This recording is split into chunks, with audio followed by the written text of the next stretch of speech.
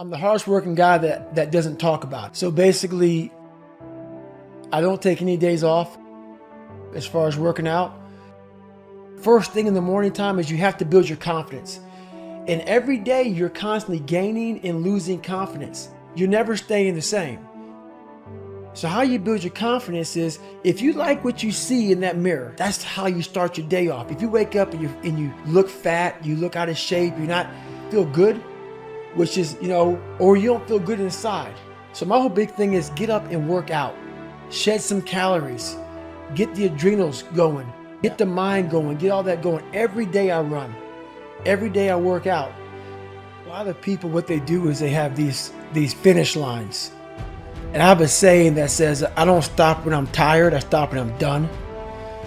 When I was younger, I didn't have any goals. It's not really so much about goals, it's just to-do list, a to-do list. And as a human being, if you don't have a to-do list, you're gonna sit back and just fade away. Your brain is the most powerful weapon in the world. If you can't control your own brain, you gotta tell your brain where you wanna go and how you wanna go and how you wanna get there. You gotta control it. If not, it's over. A good human being, a fulfilled human being, doesn't need to break anyone down. All they do is want to build you up. So anybody you meet that calls you out of your name, that bullies you, that messes you up, that makes you feel not lifted, they are dealing with something deep rooted. When you quit, your mind says we're done. So it doesn't expand. There's no expansion when you quit. When you say, this sucks, I'm drowning, I'm miserable, I'm suffering, I'm broken, but I'm not going anywhere. What happens to your mind, it says, he's not leaving. So we gotta expand, we gotta grow, we gotta figure this thing out. So then these compartments in your brain, they have to work. And then you start to engage parts of your mind that you never engaged before. When you're in suffer mode and you say, I'm not gonna quit. You're forcing your brain now to operate on a level it's not used to. But then it becomes used to it. The only way anything gets accomplished, you gotta work hard. I can't remember what's in this paragraph to pass this test to get in the military. Read it again. Still not getting it. Read it again. But if you're not getting it, write it out. And guess what happened? I got it. I can't swim. I'm negative buoyant. Go back again. I can't swim. Go back again. Go back again. Go back again. I got it. I realized if I keep going back and going back and going back, your mind will say, okay, we're gonna figure it out, because he is not going to stop. I always equated working out to struggle. I struggled my whole life, but I ran from it. So I started realizing, man, I gotta start facing the struggle, and I gotta be mentally strong for the struggle. I'm training for life. Mentally, I'm training for life. I'm not training for to lift 400 pounds. And I found out on my own pretty much, is that through discipline, through self-discipline, through repetition, through tons of repetition of the same thing that you don't want to do, you develop mental armor for your mind. Start to armor your mind, because your mind's like, okay, we suffer every day. We do stuff that sucks every day. So then when the suck stuff comes, you're ready for it.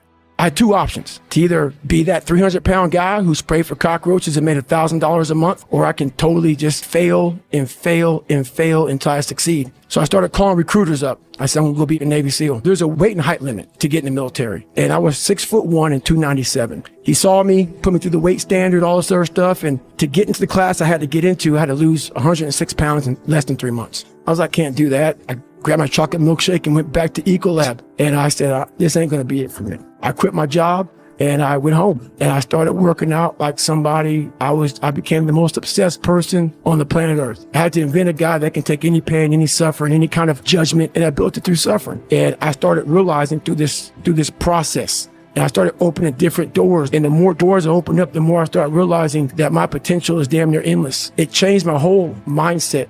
I don't care what you believe in. Doesn't matter. I'm not judging anybody. But let's say my thing is God. You get to heaven, we're sitting down just like this. You're God and I'm David. And he says, look at this. And I'm looking at this chart, and on the chart it has all these different things. I was gonna change the world. I was gonna set records. I was gonna be a Navy SEAL. I was gonna be honored here, honored there.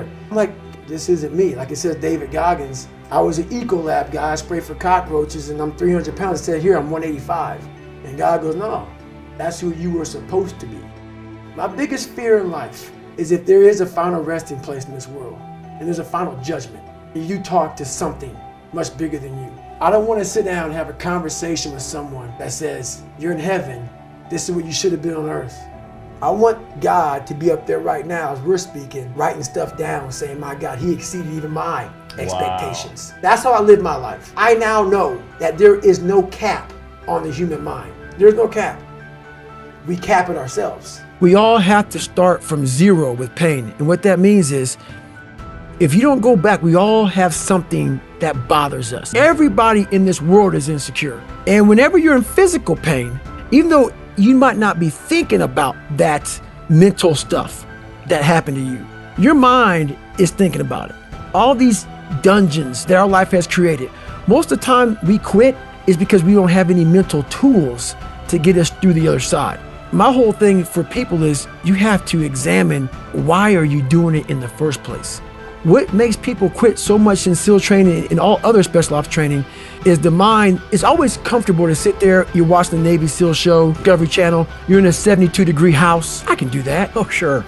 Trying to find more of yourself, knowing that the real you is afraid, likes comfort, likes living in a world that likes to pat you on the back, give you the things that you want to hear, not the things that you have to hear to get better. That's where all this kind of stuff. I don't need it. I'm good. Why do you still do this? You right now are a leader. You sit in this chair right now to thousands, hundreds of thousands of people. That's why you do it. Why you get up at 3, 4, 5, 6 o'clock in the morning is because you are setting the example for others to follow. People always go, what drives you now? What should drive you now is no more you. Like you said, I'm comfortable. I'm good. It's not about you anymore. You have to change your mindset to God gave you everything you want. It's pay time. You got to now start paying bills for the people in your mindset. So you're suffering now.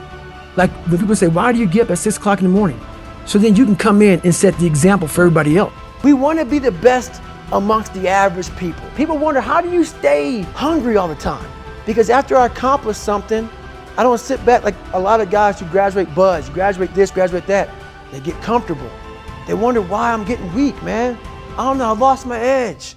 What's going on? Because once you hit the top of the mountain, guess what happened? I'm good. I'm good. So you wonder why you're falling down now. Because once you reach the top of the mountain, you got to build another one. That's mediocrity. There's a lot of people in mediocrity who have a nice resume, but they're one-timers, man. They hit a one-time deal. They busted it open, got a lot of money, but they're good. You're mediocre now. These people go to the gym, they get big, they get jacked, they can run fast, but the only thing they're doing is they're coding over the mind. All you're doing is building a bigger, stronger quitter. Your mind hasn't gotten any stronger. So the second adversity comes, you're like, my God, I'm so fit. What's wrong? Your mind is still soft.